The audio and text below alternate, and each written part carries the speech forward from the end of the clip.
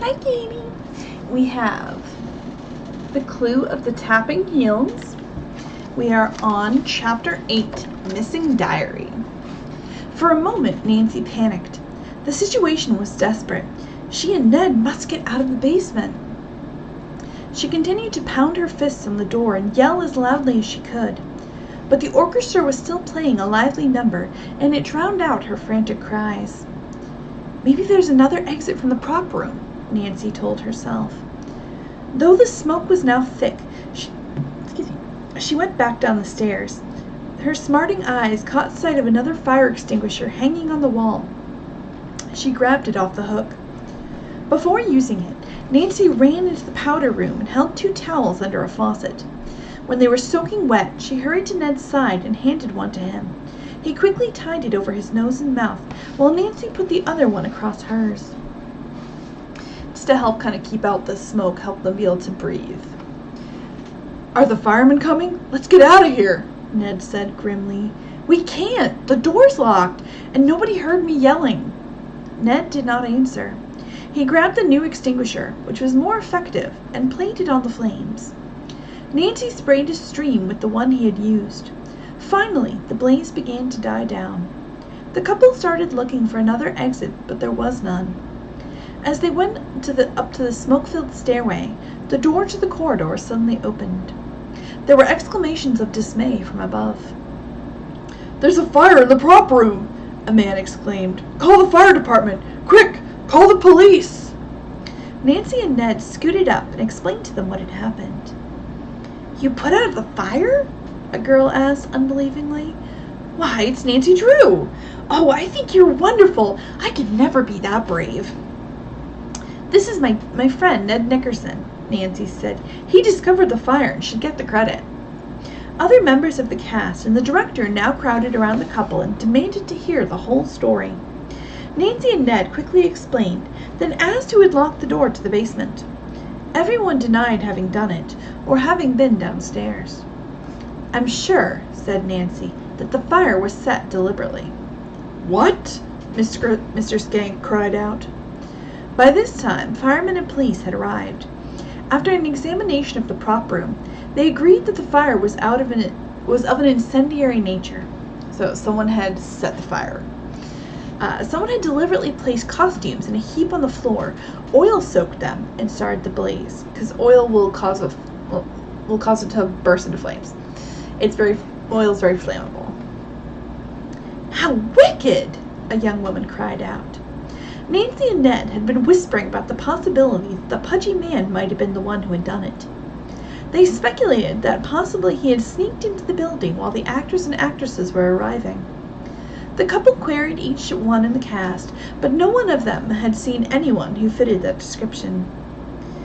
"We have no leads at all," Nancy said, disappointed. "One may turn up," Ned replied. "The police will probably find something." The firemen and police were sure that the arsonist had escaped. So an arsonist is someone who sets the fire. Nevertheless, each classroom was thoroughly searched. But they found no one. One officer said, "What I'd like to know is his motive for starting the fire. It's rather far-fetched, but it is possible that someone who was turned down for a part in the play became disgruntled and wanted revenge. Mr. Skank, do you by any chance know of such a person?"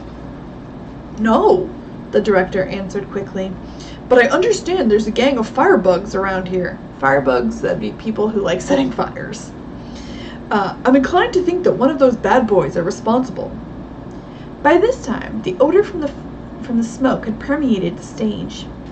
Between this unpleasantness and the fact that many of the players were upset by the unfortunate affair, the director dismissed them all for the night.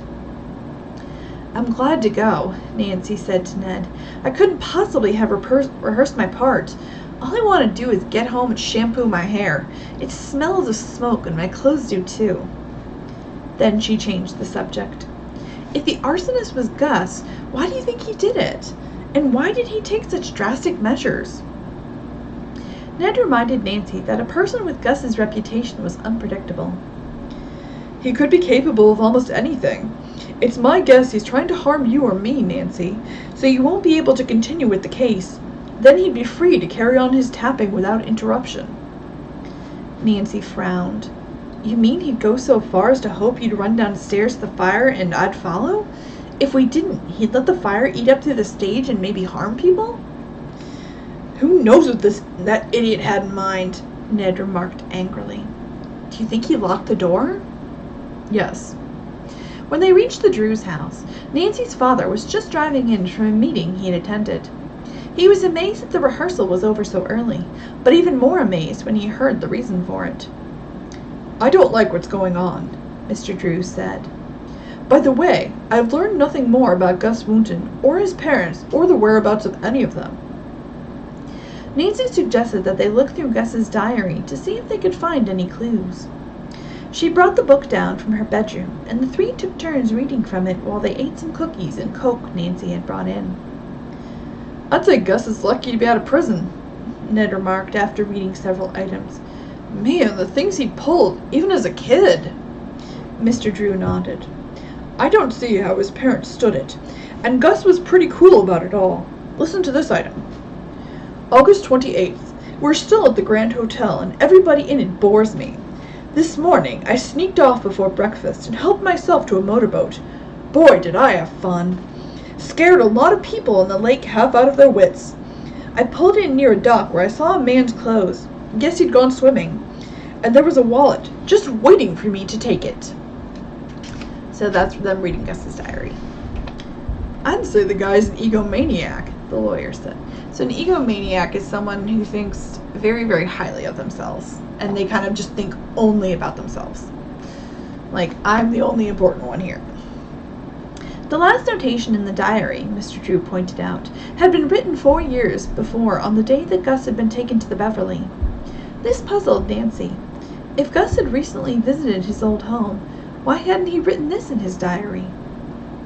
Maybe it's a friend of Gus's who comes there, she said. Dad, would you find out from the Beverly whether Gus had a pal who might have left there around the same time he did? I'll do it tomorrow, her father promised. Ned said he must leave. Nancy, if you don't need my car anymore, I'll take it. All right. I guess there's no use in my trying to fool anyone. The following morning, Nancy hurried down to the kitchen to prepare her father's breakfast. While the oatmeal was cooking, Nancy decided to check a couple of items in the diary. She had put it on a table in the living room. Why, it's gone! Nancy exclaimed when she saw the book was not at the table. After a moment's thought, she decided that her father had probably taken it upstairs when he went to bed. But a few moments later, when he came down to breakfast, Mr. Drew said he had not carried it to his room. I didn't touch it. Father and daughter stared at each other for several seconds. It must have been stolen, Nancy said slowly. The Drews quickly checked doors and windows. All were locked and chains on the front and back doors were in place. Nothing else had been taken. Someone got in here somehow, the lawyer said, setting his jaw firmly. Puzzled, Nancy and her father ran upstairs. The only windows which were open were those in their bedrooms. The Drews could find no evidence on any of them that an intruder had entered the house. The screens were locked in place, and there were no holes in them. Furthermore, no personal property had been removed. Nancy hurried to the 3rd floor, followed by her father. Certainly someone had gained access to the house. Nancy said, since the intruder wanted the diary, it's apparent that he was Gus or a friend of his. It looks that way, Mr. Drew agreed. No burglar was in sight, but a window at the far end of the attic was wide open. There was no screen in it. We never leave that window open, said Nancy. But only a human fly could climb up here on the outside, Mr. Drew declared. And that's the end of chapter 8. We'll have